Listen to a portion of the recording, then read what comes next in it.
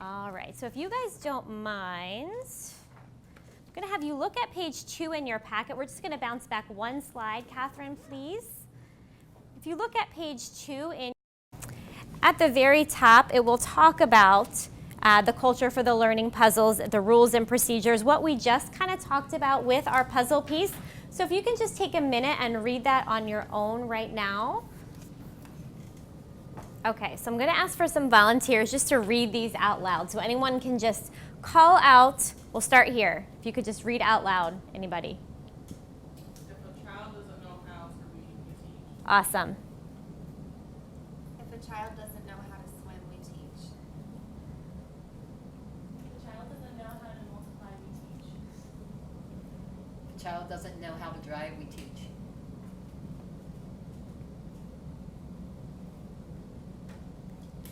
If a child doesn't know Thank how you. to play, we teach. Punish. Okay, so why can't we finish that last sentence in the same way as we finished the others? We're going to give you 2 minutes in your groups to talk about that. Okay? Go. Thank you for reading too. No worries.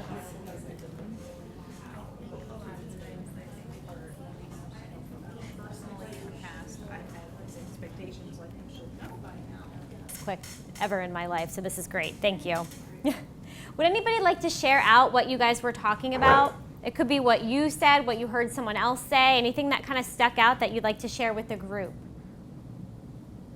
Yes, thank you. So I kind of put it on the consistency here as well, but I feel like we need to teach kids how to behave because they may necessarily not have been taught, but we were kind of conflicted to where the child's been taught, but now they're just acting out. And all students are different, so I'm concerned where how do you remain consistent and fair, but you know that Johnny didn't sleep well last night because mom's nursing all night, she's single, and yada yada yada, versus Susie's just doing it because she wants to show off to her friends. How do you remain fair but consistent? Because in their eyes, they don't know that Right. you're treating them differently for a reason. It's a great question. Great question. Great. We are going to talk about this. I'm not just saying great to like, okay, now moving on. We're going to get into that. We're going to give everyone a chance to share, and we will. That's actually going to be a segment that we are talking exactly about. Yes. I think that sometimes, and kind of thinking back to starting out as a teacher, I think we all come with some preconceived notions about what we think children should and should not know how to do. And the reality is that comes from our own lens of experience, and we have to keep our mind open as if we're starting with a blank slate. That everyone could be lacking those experiences that we think they would have. Excellent. How many of you have taught before? Okay, has anyone ever heard, oh, my gosh, they're in 5th grade. Didn't their 4th grade teacher teach them anything? Didn't they learn any of this all through school? Right? But we have different expectations every year, and I heard a lot of this in being consistent yet being fair. Okay, different expectations can mean different things. Okay, these are great. Anybody else? Something that you heard or something you'd like to share? And we're going to make sure that you walk away with some really good things Yes. in your toolbox, right, for the first day of school. But we just want to make sure everybody has some time to share out. Don't be shy. It's the same thing when they come in on the first day and they have their new book bags and stuff. In those book bags, and I'm not talking about material things, but every child comes with baggage. And until you set up your classroom and you get to know the individuals, you just don't know what that baggage may consist of. Yeah. You're right. I love that analogy. That's great. Great. Sometimes the baggage can change throughout the course of the school year. So. And I heard a lot of you kind of talking about that, building relationships, getting to know your kids, really, finding out their backgrounds, what makes them tick, what are their interests, what is their home life like. So we actually have some world-renowned scientists that's going to give us some insight onto that building relationships. So we're going to, you know what? Hold on one second. So yes, thank you. So we are going to talk about building relationships a little bit later. Our video guy over here, if we could just backtrack that about 30 seconds. Malcolm Gladwell he wrote a book, and he wrote a book about how long it takes to be good at something. So the relationship part we are going to get into in a little bit. I got ahead of myself. I get very excited when I think of the scientists. But Malcolm Gladwell wrote a book about how long it takes to be good at something. So this consistency doesn't happen overnight. So we're going to listen to what he has to say about that. And you talk about the 10,000 hour rule, that it's not just a matter of, well, this person's a genius, this person has an amazing ability. It is actual practice and hard work. You know, so a group of really brilliant psychologists in the field of expertise research have sat down and tried to figure out how long do you have to work at something before you become really good, right? And the answer seems to be, it's an extraordinarily consistent answer in an incredible number of fields, and that is you need to have practiced, to have apprenticed for 10,000 hours before you get good. So every great classical composer, without exception, composes for at least 10 years before they write their masterwork. Mozart, 10. Mozart is composing at 11, but he's composing garbage at 11. I mean, he doesn't produce something great until he's 22 or 23. Concerto number 9, I think, 271. If I asked you, how long did it take you when you were doing this job before you felt comfortable and good at what you were doing? 10 years at least. 10 years, yeah. Same with me. I mean, it's an incredibly consistent finding, and it's really important because it says that we are far too impatient with people. When we assess whether someone has got what it takes to do a certain job, we always want to make that assessment after 6 months or a year, and that's ridiculous, you know? The kinds of jobs we have people do today are sufficiently complex that they require a long time to reach mastery. And what we should be doing is setting up institutions and structures that allow people to spend the time and effort to reach mastery, not judging them prematurely. What is the takeaway? What's the lesson for people who want to be more successful? I mean, what is, in some ways, it's good news that they don't have to be geniuses. Yeah, although I'm very anxious that this book not be seen as a self-help book, but be seen as a kind of community help book. Because lots of the things, what I really want people to do is start thinking about how can we as a society build institutions that provide opportunities to work hard. It's a fascinating book, Outliers. Malcolm, thanks. Thank you very much. So it takes 8 years to be really good at something. Okay, think about that as a teacher as well. Okay, this is not just for our students. Okay, we need to make sure that our expectations are not only clear, but we know they change from year to year. Okay, what they were expected to do in 2nd grade may be different from 3rd grade, may be different from 5th grade. When they go home, they have different expectations at home than they do in school. They have summer breaks, they have spring break, they have winter break. Okay, all these days that they're not with us, their expectations are changing.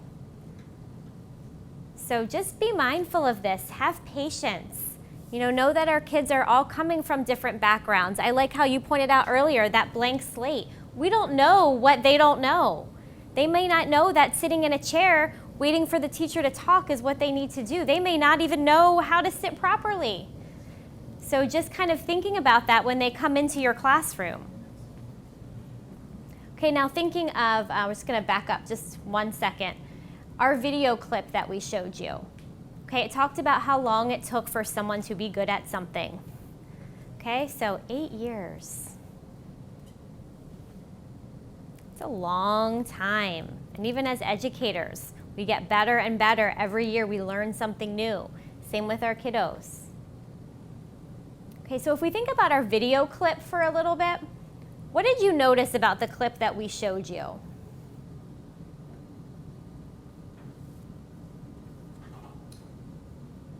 Anybody, you can just shout it out. It was sort of referencing one skill, and in theory, if we're going based on this, that would be like our kids are good at school, just Right. following directions or something. But they're not going to be, proficient or experts at reading or math or something specific. I mean, we're talking about just composing or just being on TV or just one specific skill set. Right. And I guess, for our purposes, not so much the academic part, because we know some students will never be successful academically because of learning disabilities or whatnot, or backgrounds and, what they're coming to us with. However, if we think of our expectations of them, if we say to line up in a straight line, well, does that mean I line up on this line right here? Does that mean I'm facing this way? Like, what do I do? So what does that look like? So making sure the expectations are clear by us modeling over and over and over, showing them what does this look like, and giving them that opportunity to be successful. So, maybe not in the academic realm, but as, being a good human in the classroom, this is what I expect of you. And it kind of goes on to say too that, whenever we're teaching, even give yourself some grace too. So like we're trying to give this, because it can be taking a deep breath moment. But when we're talking about our kiddos and saying, okay, they may not all be able to reach mastery, although that is our goal, then all of them can make learning goals. And that's what I think maybe he was probably trying to and showing that growth and understanding. Growth mindset. Okay? And as far as the video, did anyone notice anything, maybe not so much about the content, but about us showing you the video? You didn't show us like all of Anderson Cooper's show. You showed us the one part that you really wanted us. So it was a short clip, only a couple minutes, I think 3 minutes. Anything else you noticed about the video? Did we just say, oh, we're going to throw on this random video, here, watch this? What did we kind of do before we showed you the video? We established the importance, or that how much you liked this guy. Yes, we talked about why, relating that back. Why are you watching this? What is the point of us putting that up there? Do you notice anything after the video? Oh, here's a video, hope you liked it. Okay, moving on. Yeah, we talked about it, we reflected. What did this mean? Why did we show this to you? And we talked about it. Okay, we kind of brought it back. So we didn't just put it up there because we needed 5 minutes left in our reading block. Okay, there was a purpose for our video up here. And clarification on some things. Yes, absolutely. So in page 2 of your binder, at the very bottom, it gives you a place for reflection on how to show an appropriate video. A clip, some things that you should be thinking about when showing a video in your classroom. Keep in mind, our kiddos have a very short attention span. Showing them an entire movie, that's going to take up your entire instructional block, so please don't do that. But B, they're probably not going to pay attention throughout the whole thing. Okay, high five. Awesome, thank you guys. Okay, so we're going to move on to establishing rules and procedures.